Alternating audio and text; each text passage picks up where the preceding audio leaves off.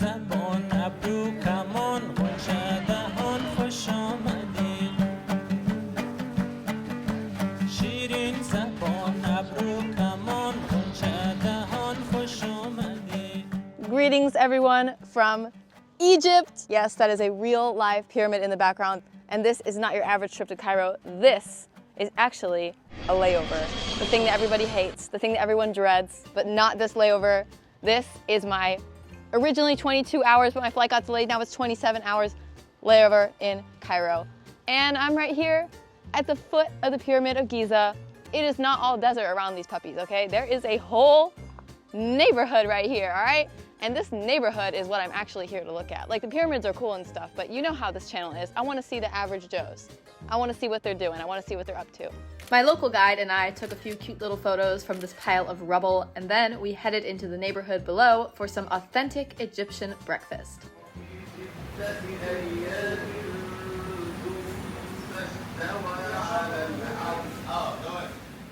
Breakfast is served. 这个是茄子，这个是豆，两个是豆，这个是土豆。 Starting off the day with an authentic Egyptian breakfast, which is very reminiscent of Mexican food. I don't know how I feel about French fries at 7 a.m., but I'm really loving the very Mexican-esque bean and tortilla combination. It's very good.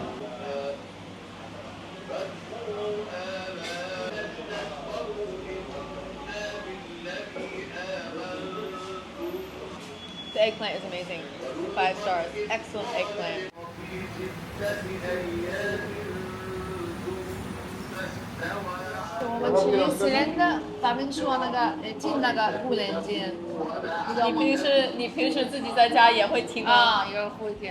After breakfast, it was finally time to do what I came here to do, wander around. Unfortunately, my guide was not a huge fan of walking and preferred to take taxis, but the Cairo traffic made me carsick, so we compromised and did a little bit of both.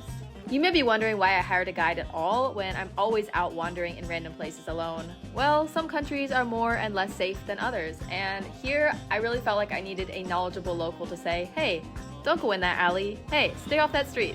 That'll be more relevant later. For now, let's head to the cave church.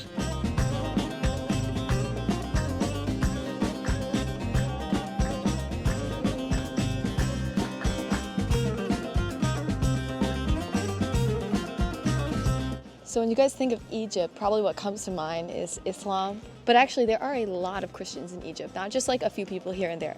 I mean, a lot. Is this not the sickest church you've ever seen? It's built in a cave. Look, if my hometown church looked like this, my parents would not have had such a hard time dragging me to Sunday school every week. I would have gone in a jiffy. What a cool church. Interestingly enough, despite its very archaic appearance, you actually can charge your device in this church. There are little outlets here to charge your phone during the church service.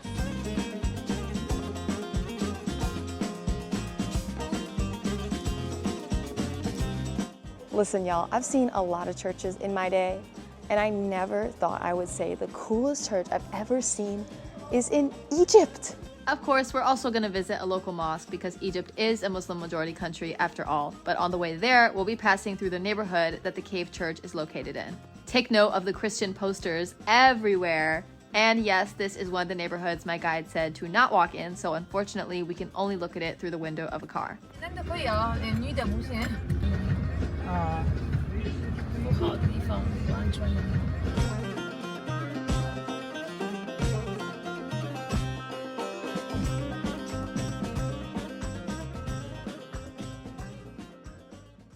Of course, we cannot let the Islamic culture of Egypt be overpowered by the cute church. So we're here at this mosque. No shoes allowed in the mosque.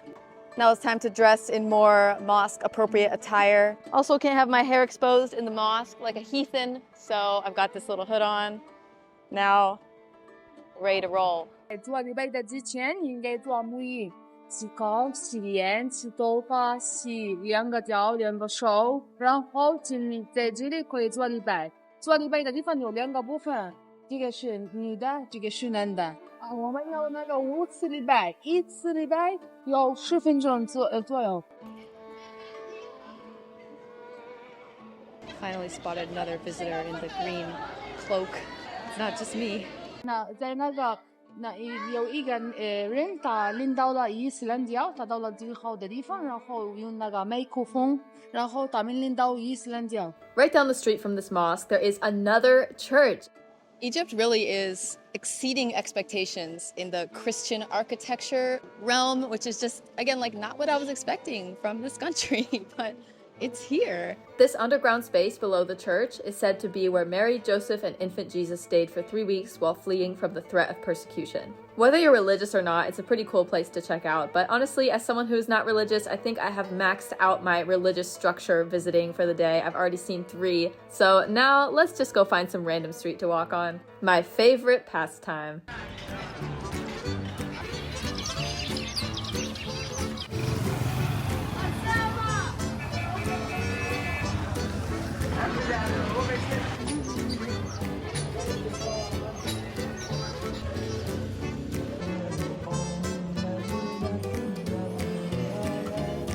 I'm having the time of my life right now in the pet supply and power tool market. I don't know why these two things are associated with each other, but that's what's for sale here, and I'm eating it up. Although my guide is kind of like, why can't we just go to a normal tourist spot? But I only have 1 day in Cairo, so I really want to spend it seeing what the locals are up to. If I had a week, I would hit all the tourist spots, but it's one precious day, you know what I mean?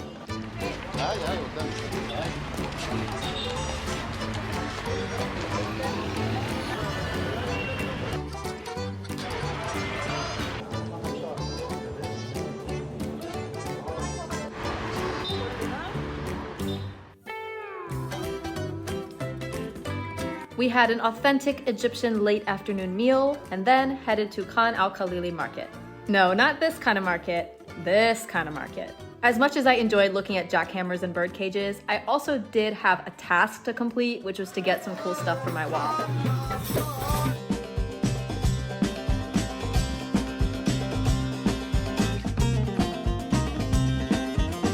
Final stop of the day, this market.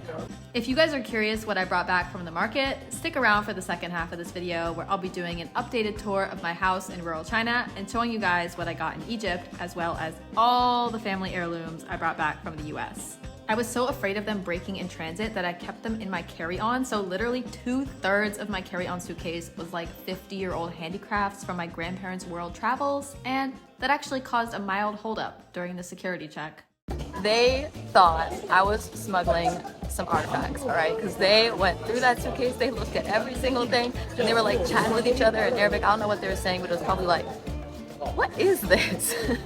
Like nobody else is getting stuck here, it's just me. And they didn't open anything else except for all of the little bubble wraps, random weird artifacts from Latin America, like 50 years old. And I get it, they do look like something that was pulled out of a pyramid, I promise. I'm not smuggling stuff. It's just some family heirlooms. Anyway, I finally got out of there, and now it's time to get on this plane. 10 hours of weird Arabic movies later, I arrived in Shanghai, and then I embarked on the many-hour journey to get back to my village in the Bamboo Mountains. All right, y'all, time for the very last little bonus bit at the end of this video. I'm gonna show you guys some of the new additions made to this house in the past year since I've moved in here. So let's give it a gander. In we go. Okay, first family heirloom I have to show you guys is this. 2 clay churches and a clay manger scene. I don't know exactly what country these are from, somewhere in Central or South America. My grandma spent many years in Paraguay, Mexico, and just generally traveling around the region. She spoke Spanish, even though we have no Latin American ancestry in our family. She learned it the way I learned Chinese, so my grandma and I were actually very similar. But unfortunately, she is no longer with us on this earth, but I'm sure she'd be pleased that her beautiful heirlooms are still a valued part of this family. And speaking of South America, Central America, there is another item from my grandma here on this wall. This is a ceremonial belt. It is from Bolivia because it says it right here on the coins. It's easy to cheat with this one. And this is some sort of ceremonial item.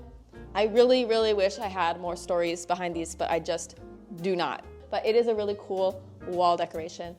Here we have the cultural fusion wall. Chinese paper cutting art up here. It's a cute little village scene. And then below it, there is this cloth cutting art from somewhere in South America. It is a layer of cloth that is cut to show another layer beneath that's a different color. And this one is like many layers deep. And the things on either side here are actually music sheets. And the way they were sold was like a little booklet. So there's this cute art on the cover, and then if you open it up, there's a music sheet inside. This isn't even my grandma's.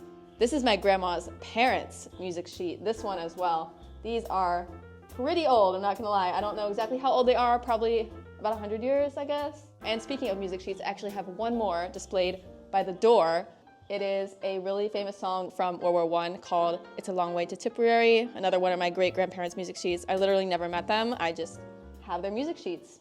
Here is another addition to the house, this creepy demon mask with teeth that have mirrors on them. And I really love this thing, but I don't have any memories of it from my childhood. Unlike the clay churches and the red cloth cutouts, I remember seeing those in my grandma's house, and the pillowcase behind me. This thing I had never seen ever. When I found it, it was in a box, unopened, with my grandma's address on it, and it had been shipped there from wherever they had been living in South America. So she shipped this thing back home, but then like never opened it. I don't know if she forgot about it or she just thinks it's creepy and doesn't want it in the house. I don't know what the story is behind this thing, but when I opened it, I was like, I must have that. Oh my God, what is this?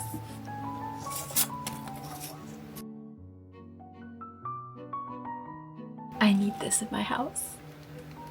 Did my family like raid somebody's tomb or something? Where did this come from? So I don't know if anybody has any roots in some South American country or Central American country. If anyone's ever seen imagery like this before, feel free to tell me like what this thing is, but I love it. So this is also a new addition to the house. So as I've mentioned, my grandma really loved traveling, and this up here is from Egypt. This was her very last big trip before she was too old to get on a plane anymore. So my grandma loved Egypt, and I'm glad that other than this, I have also been able to make my own Egyptian art contributions. Here is my little Egypt wall. We've got this guy here, these little papyrus art things here, and two more pieces of papyrus art, slightly fancier, so I framed them. We got this cool abstract city scene and this traditional little Egyptian scene. So yeah, the house is looking quite spruced up now. It is filled with pieces of art from all around the world, and I got a new chair because this part of the living room was looking a little bit dull. There wasn't much going on in here, so I got a chair. Oh, and I have to show you guys a couple little snippets in the office. The office looks pretty much the same, but there are some new additions to here too. This cool poster, also from my grandma. There's a little pieces of art sprinkled throughout this wall that are from my grandma. And there is this. This is a little teacup that they got from somewhere in South America. I don't know where because it has a bunch of different countries written on it. And one more addition I thought you guys might find interesting is this little thing. It has definitely seen better days, but I did not do this. It was already like this. It looks kind of like a turtle. I don't know, is that a turtle head? And the rug this little guy is laying on is also one of my grandma's family heirlooms. Yeah, this house is full of my grandma's stuff. Also, one of my subscribers sent me an art piece while I was back in the US. This is an abstract piece representing the Silk Road, so have a gander. And speaking of things that subscribers gave me or sent to me, this one is also from one of my subscribers. It's a little bendy fence thing with birds on it. Pretty cool. Anyway, that is all for today's video. I had a very productive visit to the US, I would say. I saw lots of friends, I saw lots of family. I took a train for the first time. I got a free trip to Dubai and a free trip to Egypt. I would count them as free because you have to pay for a plane ticket no matter what. And I also brought back all this cool art. And you know what? Next time I go to the US, I'm still gonna be bringing it back because we have such a big collection of family heirlooms. It is unreal. Anyway, in the next video, I'll be back showing you guys around China as this channel was intended for in the first place. I just like to show you guys a bit of the US when I'm back, you know. So anyway, next video, I will see you guys here in Hangzhou.